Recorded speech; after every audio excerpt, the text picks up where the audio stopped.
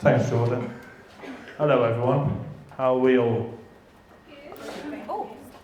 I'm actually incredibly nervous about this, and so I was thinking, what can I do to make me feel better? We all know we're all guardians, we're protectors, and I'm currently waiting for the presentation to be loaded, so bear with me for a moment. But I thought, let's just explain what we're talking about today. Sales enablers versus sales prevention unit. Who's never heard of the term sales prevention unit? Not expecting a response, by the way. So, sales enabler versus sales prevention unit by taking active steps to support business expansion through the lens of the regulatory workforce landscape in 2022. Sorry, that's a lengthy one, isn't it? So let's just break the ice and let's watch a video of one of my favourite heroes. Why is he running, Dad? Because we have to chase him. Okay, we're going in! Go, go! Move!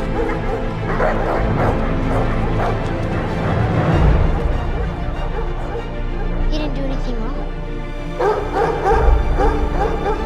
Because he's the hero Gotham deserves. But not the one it needs right now. So we'll hunt him. Because he can take it. Because he's not a hero.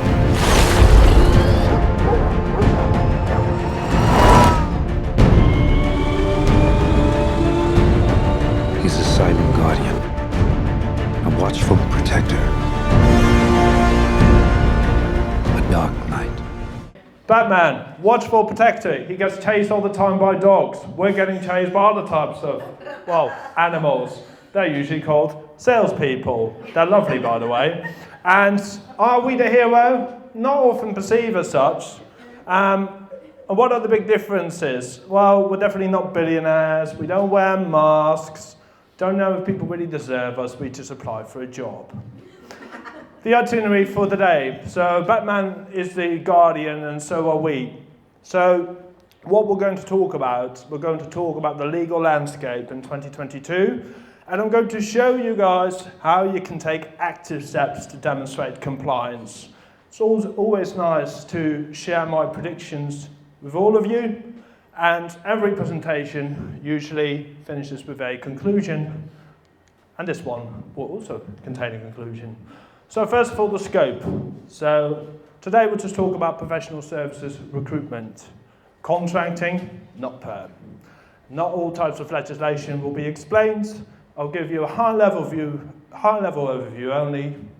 We'll be focusing predominantly on the UK, and small disclaimer, does not constitute legal advice. But if you want to take legal action against me, feel free to do so. Legal Landscape 2022, we're going to talk about a few fascinating pieces of legislation. Data protection, key information documents, Brexit, COVID, remote working, IR35, yes, the Criminal Finances Act 2017, umbrella company compliance, right to work, ESG, and we'll briefly cover how all this legislation, how all the rules have affected the contracts and bids process. So taking positive steps, it's not just about being compliant, it's about demonstrating compliance. And there are many pieces of legislation that contain the key principle of accountability. AML legislation, anti-money laundering legislation, the UK Bribery Act 2010, the UK Criminal Finance Act 2017, and the GDPR all say it's not just about being compliant, you have to take accountability and tell us how you're compliant. And other than what the law says, why do we need to be compliant? Why is it interesting? Why is it useful to be? Oh, you don't want to get fined. You don't necessarily want to have a contractual dispute with your client or contractor. It's all about reputation as well, as we'll be finding out later on. And yeah, if you want to sell your business, you've got to make sure that you've got the right processes and policies and records in place. Data protection, so it was introduced in 2018, the GDPR at least. High fines, up to 20 million, or 4% of worldwide turnover for the preceding financial year, whichever is the higher. Many recruitment companies had to adjust their processes, like pretty much all kind of companies, had to start mapping their personal data, companies needed to issue data processing notices, conducting data protection impact assessments. Some of them even needed to appoint a representative or a DPO, and training needed to be provided to the sales community, but also to all members of staff to make sure that they would manage the personal data of people compliantly. And many of you would say, well, it's only the likes of Amazon, Facebook, and British Airways who have been fined. Why would we worry about it? Well, there are a few examples of recruiters who, committed a minor breach, or at least sometimes even a significant breach, and were fined for that. And the biggest example I could find was Michael Page, who actually insisted that the person who wanted to make a subject access request would show a copy of their ID. And they got fined by the Spanish regulators, and they received a fine of about 300,000. And yes, I mean, I'm talking about them. I don't want to, but it's pretty much Google the case. It is a good example of why recruitment companies need to be kind of careful and need to keep monitoring their compliance programs. It was introduced in 2018. We're all talking about IR35, but this is not the end of it. And also remember, if you are a recruiter, you move to another company, you take take the entire database with you, you can get called out, and you even may be fined.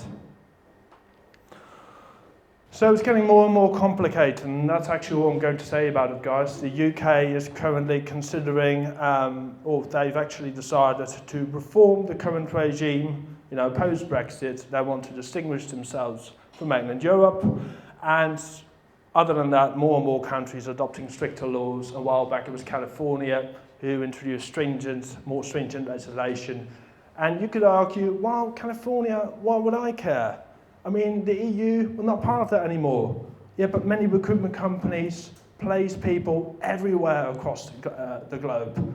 This is why you need to take into account all these regimes. And this is why, personally, I don't really believe that the UK data protection reform is going to make huge changes. In many cases, you would still have to adhere to the GDPR regime.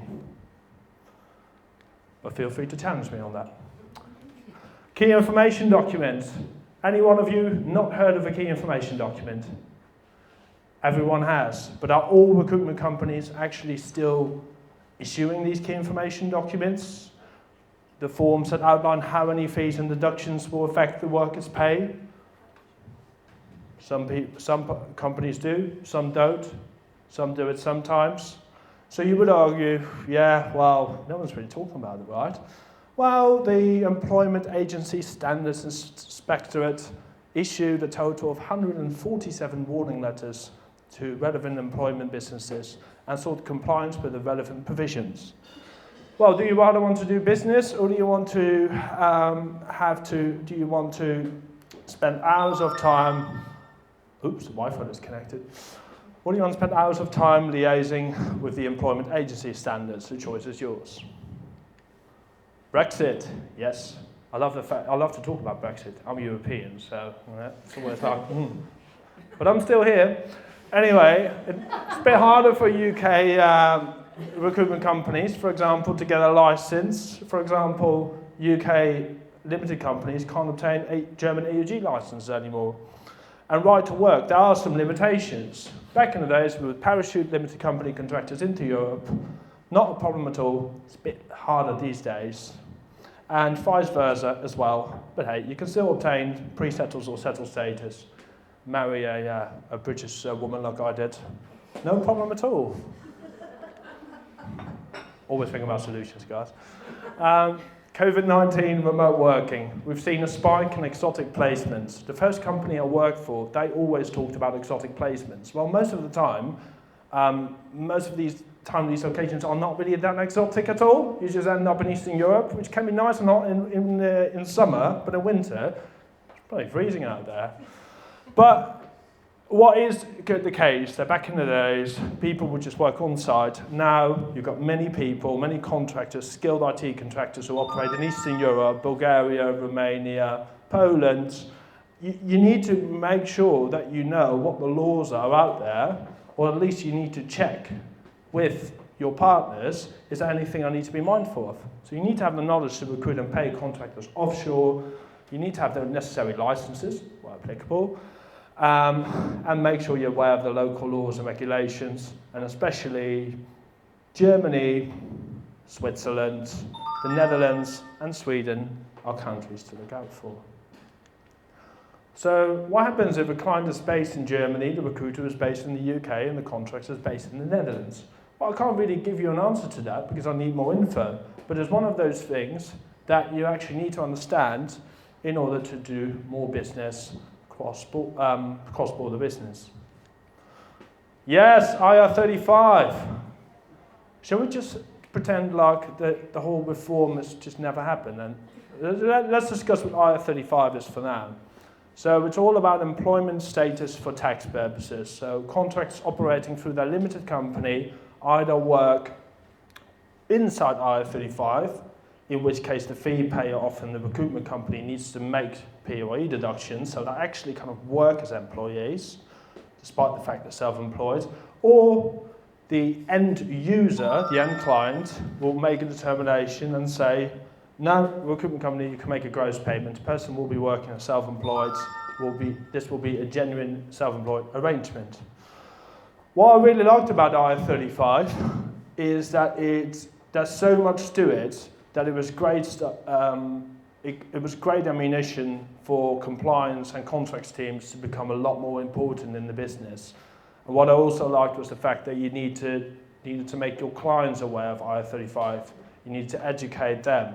So you need to make sure that determinations were made, reasonable care was exercised, which is notoriously difficult, by the way.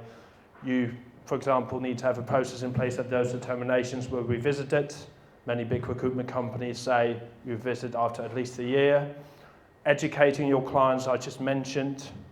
Training sessions, make sure that people internally are fully aware of the legislation. Obviously, policies. I keep saying, guys, create policies. People love it. Well, only we do, actually. And audits. Make sure that you audit, actually, your documents from time to time. Contracts I'll talk about very shortly. Statement of work increased in popularity, although it wasn't always clear as to whether recruitment companies provided a genuine outsourced services or whether some of these statements of work were actually shams, just forms of disguised body shopping. I won't talk about it in great detail, but what is true is that many recruitment companies, the good thing is IR35 incentivized them to consider another business model as opposed to providing services that almost relate to body shopping, leasing people. It was more about, can we just provide a fully outsourced IT service? So yes, enforcement in the public sector. I really started enjoying all these fines, although it's a bit different because it was the public sector. But they still got fined for 87.9 million. Home Office that was DWP. The Home Office got fined 33.5, and I was thinking, oh yes, what's going to happen in the private sector? And then that happened. Way. Well, what I'm not really going to do is express too many of my personal sentiments. I think, although I don't really have that many, the only thing I would say is, why not issue a consultation first? Why just go back to the way it was? HMRC felt like, well, we're not collecting enough tax. People are not really generally making the right status determinations. Why almost not repeal the legislation entirely if you're not going to enforce it properly? Anyway, people have all sorts of different opinions about it. I get it that it could potentially also make contracting a lot more interesting from April 2023 onwards, but I still feel like it's uncertainty, and the uncertainty and the fact that the law changes doesn't help. I feel like if there's a strict law in place, but it's fairly clear, I don't, so all I'm saying is I don't necessarily think that the old laws were that detrimental to contracting. I don't believe that. Anyway, overall the new leadership, yeah, again, how to continue inside IR35 assessments. Will we be having fierce negotiations with contractors who represent the new generation in the run-up to April 2022? They're probably going to scrutinise their contracts because now the responsibility is back with them. Is there a lack of enforcement? Is there going to be a lack of enforcement leading to increased non-compliance? Will HMRC pursue different routes? For example, the UK Criminal Finances Act. Some people even mentioned the intermediaries legislation under which sole traders, for example. The idea was if you engage with a sole trader, then it's actually on the harbour to actually the burden on the harbour to make sure the sole trader can generally work as self-employed. And there are a couple of other pieces of legislation mentioned, like MSC legislation, which I won't discuss in great detail. But yeah, it is interesting to see if HMRC will make any commitments towards end users or fee payers, recruitment companies. Will they be saying, no, the responsibility sits with the limited company contractor, we won't chase you, we won't explore other avenues, other legal avenues, or will they be silent on it, in which case you really have to consider carefully how do you want to continue inside IR35 assessments post-April 2023. Do you allow people to work through their PSCs? What kind of control mechanisms are in place? Remains to be seen. What is probably a good thing is that maybe there is a reduction in sham or fake SOWs, and maybe many businesses feel like responsibility will go back to the contractor. We don't need to dress up all these statement of works anymore. We'll just issue time and material based assignments. So there's also some good news from a workload perspective, I think. But again, it's changing internal processes again, which again will soak up an awful lot of time. And I don't really think it's going to be a very grateful job. People are sick and tired of it, unfortunately. UK Criminal Finances Act, cover that very briefly. So a company needs to prevent the facilitation of a UK and foreign tax evasion offence. Organisations need to make sure that they take reasonable preventive measures. We've got the 6 guiding principles: risk assessment, proportionality of procedures, top-level commitment, due diligence, communication and training, monitoring and review. And it closely kind of resembles the policies that companies need to have in place to comply with the UK Anti-Bribery Act. So what are examples of potential violations? It's very difficult, but I tried to kind of brainstorm a bit myself. I've had the question where contracts are saying, can you make split payments? You know, pay 50% into this bank account, pay 50% in the other bank account. I can assure you it's all above board. Ouch. Or can you pay into an offshore bank account? Or can you pay shady umbrella companies? Don't worry, Granite, not all of them are non-compliant. HMRC, as interesting, despite the fact there was a massive U-turn on IR35, they've always really made it clear that they're hot on umbrella company compliance. So HMRC has issued guidance on how to spot the tax avoidance scheme. Quite interesting, actually, to read through it. They've also published a naming and shaming list, which I check on a daily basis, of course, to see if there are any named tax avoidance schemes, promoters, enablers, and suppliers. Trust me, I don't, but I check them on a weekly basis, actually. There are many ways where umbrella companies, of course, can fall foul of the law. I've got a representative of Granite who can probably give us, share some more insights with us, but I thought one example was interesting to share. The example where umbrella companies set up many limited companies, create some offshore structures, and they create small number of, every group employs a small number of temporary workers employed by each one, and this is also known as the mini umbrella company fraud. And what I've also seen happening once where loans were offered to people, and obviously people never really pay back those loans, and no payee was accounted for. Fascinating world. Problem is with umbrella company compliance, like most of you know, it's not yet regulated. I'm not sure if it will ever be. Hopefully it will. At the moment, you know, you've got these kind of bodies like Professional Passport, FCSA, who give you a bit of a steer as to what to look for in a good company, good umbrella company. But again, create a PSL or ASL, whatever you want to call it, and expose your umbrella company to audits. And all the FCSA umbrella companies I've dealt with are all happy to provide all the information needed. Below list is not exhaustive, but issue them with a lovely questionnaire. EBSCO's got good ones. Ask them at least for a bank statement to make sure that you're paying into a UK company account. Ask them for pay slips, RTR records, employment agreements. Ask them maybe more about their KIT policy. It's always good to have more information about KIT and how it's managed by umbrella companies, who I think are much better at managing that process anyway. And make sure they sign a UK Criminal Finance Act statement. A couple of other things to consider, but we could talk about that another time. What's the frequency of those audits? Yeah, it's no set guidelines. I would say recommend you do it at least once a year. Spot audits is something you could do. Ask them for a pay slip here and there. Right to work checks. Yes, are we all excited about that? I don't know whether I like or hate it because I spent so much time on it, and the problem was that I couldn't tell my sales team that the workload was going to be reduced. That's the problem. So new guidance has been issued. It's pretty much related to employers and employees, but the guidance also makes it clear that even if you don't employ people, so if you're in a supply chain, that it's highly recommended that you do follow the guidance. Well, British and Irish citizens will, moving forward from the 1st of October onwards, they need to have their passport screened by an IDSP provider. Manual checks can only be undertaken, or need to be undertaken, apologies, if a British or Irish passport is expired. So yes, you can ask your people to come back into the office if they have an expired passport. Hopefully this will incentivize people to get their passport updated. EU nationals, visa holders, same process applies. Yes, no updates. Don't know actually if any of you guys has been dealing with right to work checks significantly, whether you feel it's added a big workload. What I love about technology is that these RDSP providers, these RDSP providers offer an awful lot of technology, which is great, but if the technology fails, it's quite a difficult thing for recruitment companies to resolve, and not too many companies are accredited under the scheme. So hopefully there will be more competition out there as we go along. ESG, by the way, we're getting there, guys, we're almost at the end.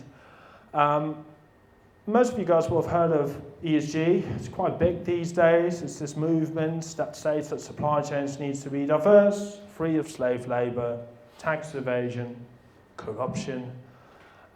Also, companies need to meet environmental and safety standards, to name but a few. I only want to focus on kind of two areas: modern slavery, diversity and inclusion.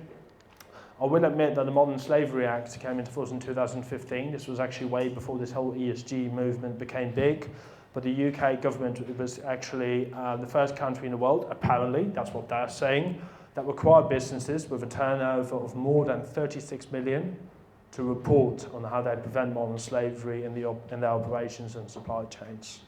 So businesses need to, for example, report on what their organisation structure looks like, what their supply chains look like. They need to outline in more detail what are their due diligence processes to combat modern slavery. They're responsible for making risk assessments, etc.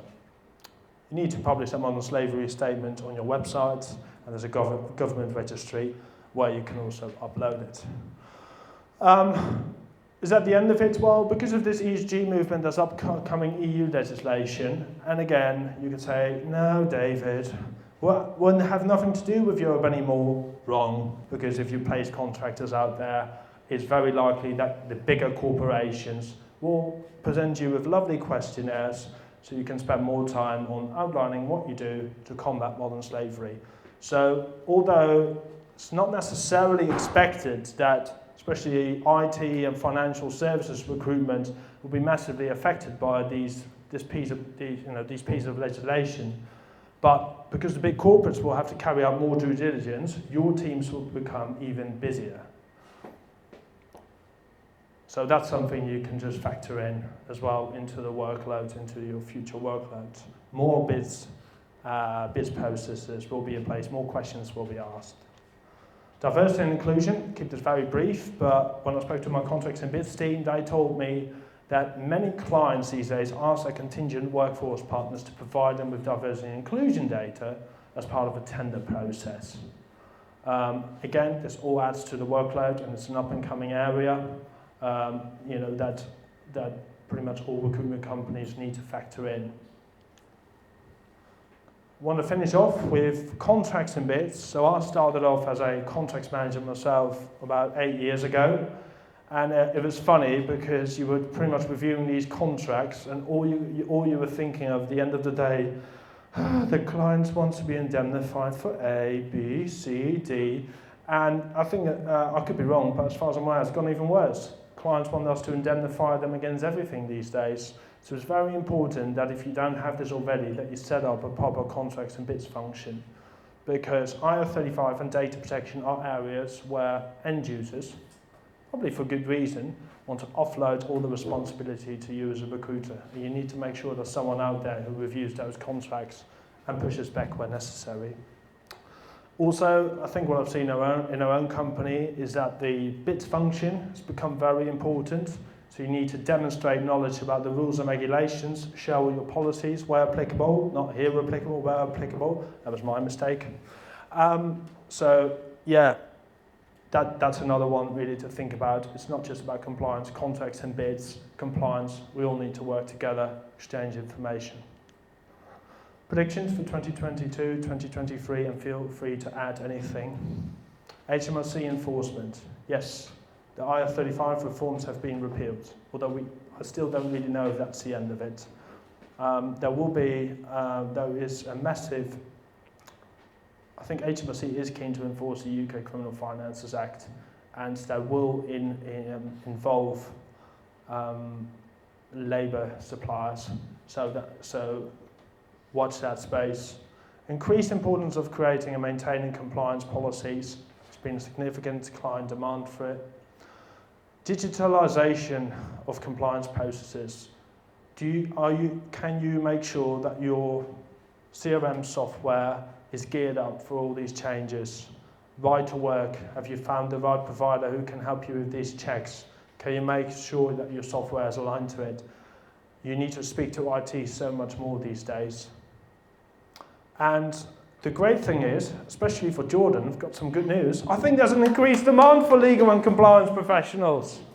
So I studied law back in the day and I hated maths. So this formula has no mathematical value whatsoever. So my brother who studied econometrics told me this as well. But anyway, I truly believe expertise combined with efficiency makes you an enabler, and we'll hear more about this because Patricia will shed some light on this and tell us how you can be the best version of yourself, the best commercial enabler in the recruitment industry. Thank you.